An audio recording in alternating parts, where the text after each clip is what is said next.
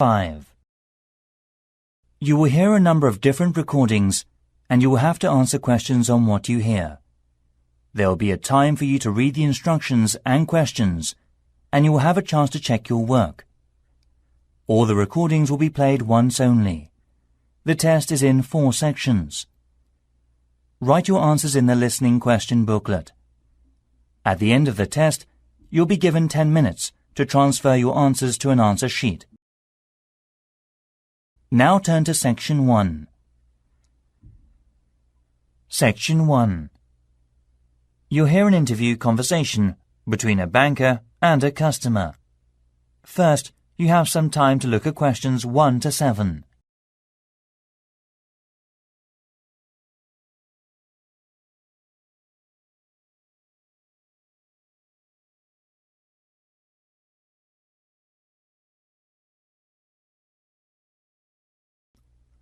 Now we shall begin. You should answer the questions as you listen, because you will not hear the recording a second time. Listen carefully and answer the questions 1 to 7. Hi, can I open a bank account, please? Sure, come on in. Make yourself at home. I'll just get some details for you. It won't take long. OK, right. What kind of account do you want? A deposit account. OK, I've got the application form here then. Have a look at this leaflet. We have several types. I've decided on the one called Classic. Good, that's fine. Can I have your full name, please? Yes, it's Jonathan Fox. That's Jonathan. Oh, right. Thank you. And what's your date of birth, please? The 21st of January, 1970. Right. Do you have another bank account in the UK? No, not yet. This is the first one. OK, fine. And what is your address in the UK, sir? 10 Island House, South Quay. That's East London, isn't it? Yes. Near Canary Wharf, right? Yes, that's right. How long have you been at your current address? Just around 1 month, actually. OK, that's fine. Can I ask for a previous address? Sure. It's Flat 3, Canada House, Queen Street. Is that all? Yes. That's Edinburgh, isn't it? Yes. Edinburgh. OK, thank you. Do you have a daytime telephone or mobile phone number? Yes.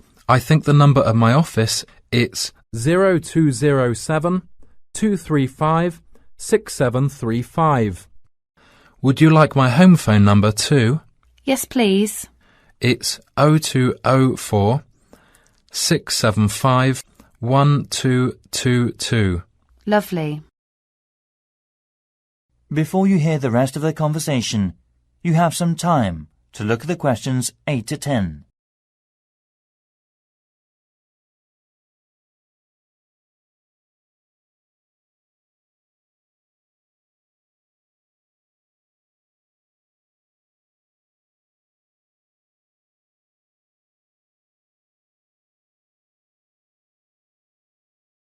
Now listen and answer questions 8 to 10. Right. What do you do for a living in the UK, sir? I am working at an English language school in central London as a tutor. It's my main job. OK. Now we usually ask for a piece of information for checking your identity, for security reasons, if you phone us. Sure. What name is your mother's first name? Because it's less likely to be known. OK, it's Monica. Thank you. Yes, Monica. It's Russian. OK, good. And how much would you like to open your account with? I've only brought £1,000. OK, fine. How often would you like to receive bank statements? I won't be needing bank statements.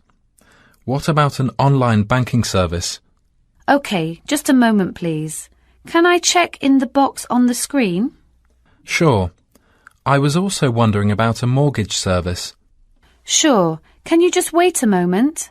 I'll introduce you to a mortgage marketing manager. Thank you.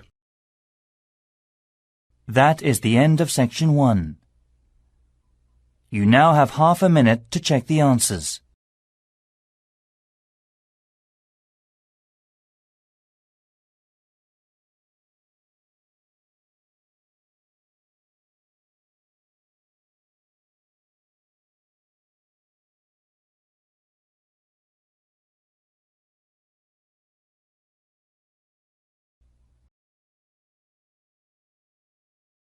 Now turn to section 2. Section 2. You will hear a childcare worker telling some mothers about the advantages of her centre. First, you have some time to look at questions 11 to 16.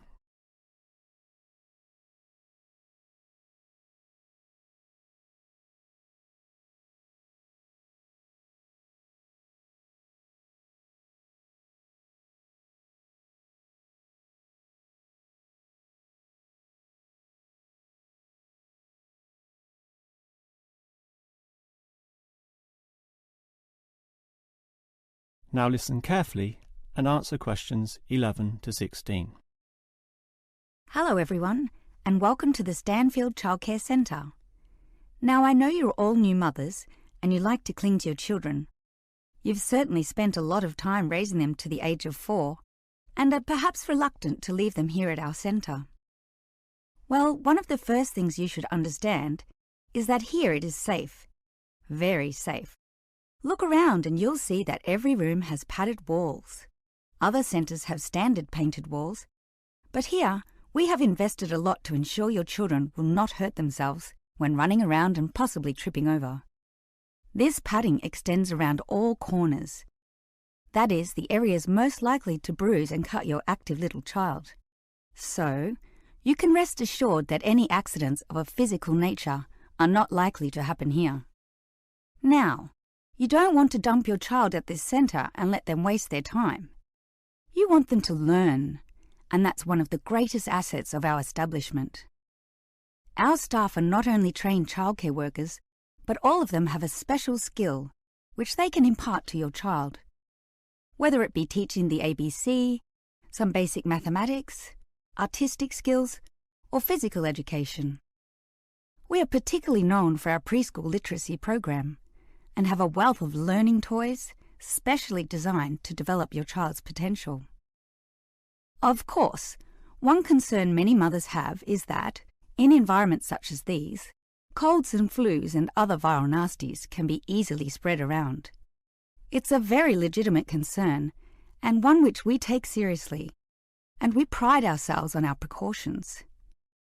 For a start, unlike most centres which clean with standard detergents, we disinfect every service at the end of every day, using a special disinfectant wash.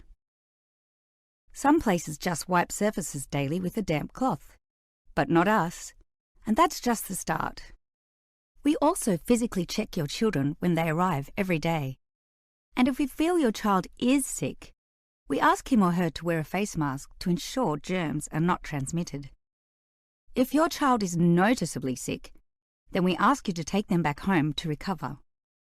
This might sound a little unkind, but we hope parents can understand that these measures are for the benefit of all. Before you hear the rest of the talk, you have some time to look at questions 17 to 20.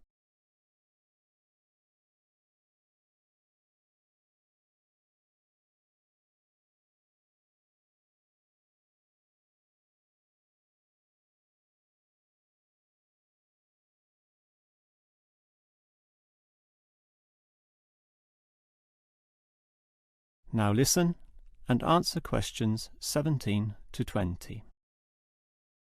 Now at Stanfield Childcare Centre, we have excellent childcare officers, and let me briefly introduce them. We have Susan, Andrea, Bella, Kathy, Lisa and Liz. They're all fully trained and come with some individual assets which make them even better. Bella, for instance, knows children very well, having worked here for 5 years, and Kathy has her own family, 2 little girls, so she can talk to you with first-hand knowledge of what it's really like to raise children. But getting back to Bella, she often relaxes here after work, spending long hours chatting to parents, as does Kathy in fact. But in terms of hours, nothing can compare to Andrea, who will sometimes spend the night here, staying in our overnight room. Why? Because this centre is very friendly and simply a great place to be. Bella, for example, used to be quite shy herself, but now is marvellous with the little kiddies, as outgoing as any of them. We let Kathy, though, deal with the particularly quiet and introverted children, since having her own family, she knows what can really bring them out. Of course, what better way to do this than with yummy homemade cakes, and Kathy often gets these from Bella, who can make some of the best in town. Yes, everyone here brings something special, which is why we're one of the best childcare centres in the business. That is the end of section 2. You now have half a minute to check your answers.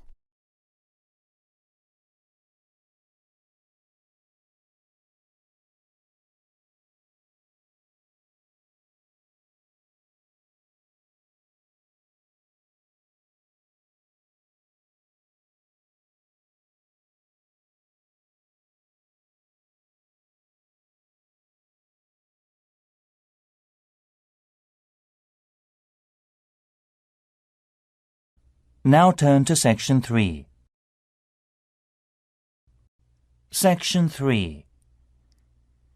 You'll hear a conversation between students, Anne and David, about gallery marketing.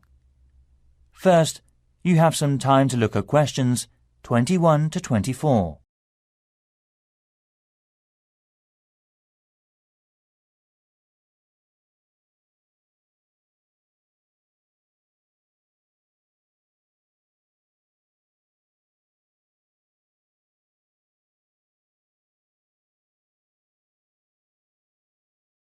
Now listen carefully and answer the questions 21 to 24. Anne, we really need to get working on this gallery marketing assignment. We've only got 2 weeks left until the end of the month to set up. Right, so how about getting started now? We need to work through the instructions. Well, we must search for one area from tourism industries, like the museum or gallery. There are lots of sites online. What are they about? The National Science Museum, the History Museum, the War Museum, the Tate Modern Art Gallery, and so on. You got more? We've got plenty. I've got an idea to find out the best comment. Coming this Friday, we'll get more information at the London Museum because it shows all the visitors' guidebooks of museums or galleries in the UK. It also runs a small workshop about non-profit tourism industries marketing. Great. So after visiting there, we have to use research methods, such as telephone interviews, questionnaires on the street, or sending out emails. Actually, we don't have a choice. We have to send the email. Right, we don't have to waste time deciding among them. By the way, how do we get the responses? Let's contact the London Museum's Information Centre. Actually, it may be helpful to us to collect data through our head course leader. How many people do we have to interview? Well, we have to split into 3 groups. And it looks like we have to interview 30 people for each group. So 90 altogether then. It depends on the ages too, right? That's right. So are they all the requirements? Yes, looks like it. Firstly, which part are we going to choose? My preference would be a modern art gallery, since that's where I spend most of the time. I think you've got something wrong. I don't think there are abundant differences in the exhibitions there. I mean, you get young and old, man and woman, amateur and professional, all going to the galleries. Right, so let's make it a ceramic exhibition then. So basically, what two groups will we compare and contrast for that? Male and female? Absolutely. Also, most of my respondents like the same ceramics as me. Also, I think different age groups could be changed to highlight differences. Before you hear the rest of the conversation, you have some time to look at the questions 25 to 30.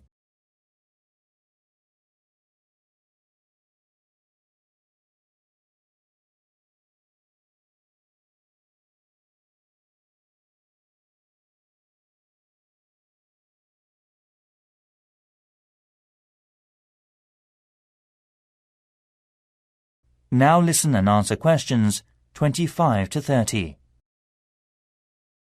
I think you're right. I'll take some comment. The age groups are teenagers, 20s, 30s, 40s and over. What do you think about this? Great. That will give us more detail. So how about the kind of ceramic they like? Let's give them some options and then we can just tick boxes. OK, let's have Asian, European, African. What else? Something special? Well, we should include the Incas in Peru. Some people like this style, you know. OK. And then we should know about their understanding of ceramics. They can learn about that thanks to a gallery curator who can inform them about the patterns and markings through picture and local clay. I'm curious about how they were made. I mean a process with painting and things embedded on the surface. At that time, the equipment and materials were not good, compared with the present day. I agree. We should also include an earthen vessel, of course. Right. The next step could be about where they were actually from. They were made from local clay, weren't they? Things such as mountain, lake, basement and so forth. I think so. One more thing is the colour on the bottle. How did the ancients get the tone? On the internet, it said they got it through dried plants. They were working again to make a tone, drying and sorting. OK, I see. To get more hard tone, they included other strong herbs or something. At that time, the colours were used by the rich with property. Great. You've got plenty of data, David. No. It's just beginning. We have to look for something special with more details and history for the presentation next week. That is the end of section 3. You now have half a minute to check the answers.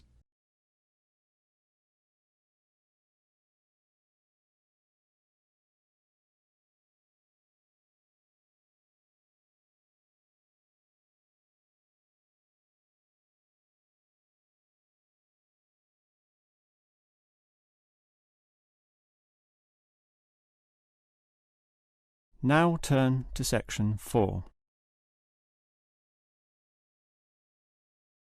Section 4. You will hear a lecturer discussing the history of people's beliefs regarding whether the Sun or the Earth is at the centre of the solar system. First, you have some time to look at questions 31 to 33.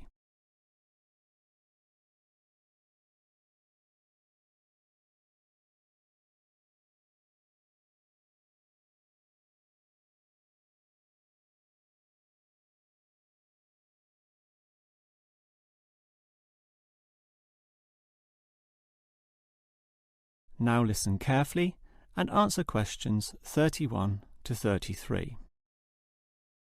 When looking at the night sky, the stars appear to revolve around the Earth, rising in the east and disappearing in the west.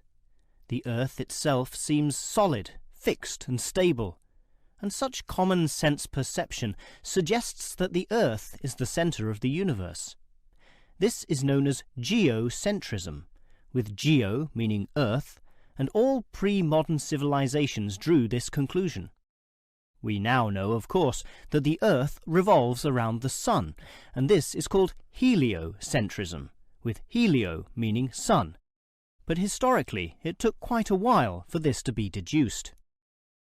As early as the 3rd century BC, an ancient Greek astronomer, Aristarchus of Samos proposed heliocentrism but received little support from his peers. Similarly, throughout subsequent history, isolated individuals proposed this new idea, but again, no one was listening. Geocentrism just seemed too logical to refute. Geocentrism also fitted the views of the established Christian Church, who could quote biblical passages such as, "The world also shall be stable, that it be not moved." Those who dared disagree were subject to accusations of heresy, often with dire punishments to follow. The trouble was, as the night sky was observed more closely, that simple revolution of the stars proved not so simple at all. In relation to the other stars, some steadily wandered in given directions, then sometimes reversed for months, and disappeared altogether. They were called planets, meaning wanderers. In addition, the position of the sun and moon altered slightly over the year, and comets, those mysterious glowing spots, would come and go. In order to predict the motion of the planets and accurately serve the primary purpose of navigation for sailing ships, increasingly elaborate mathematical models were needed, a sure sign that something was not quite right. Before you hear the rest of the lecture, you have some time to look at questions 34 to 40.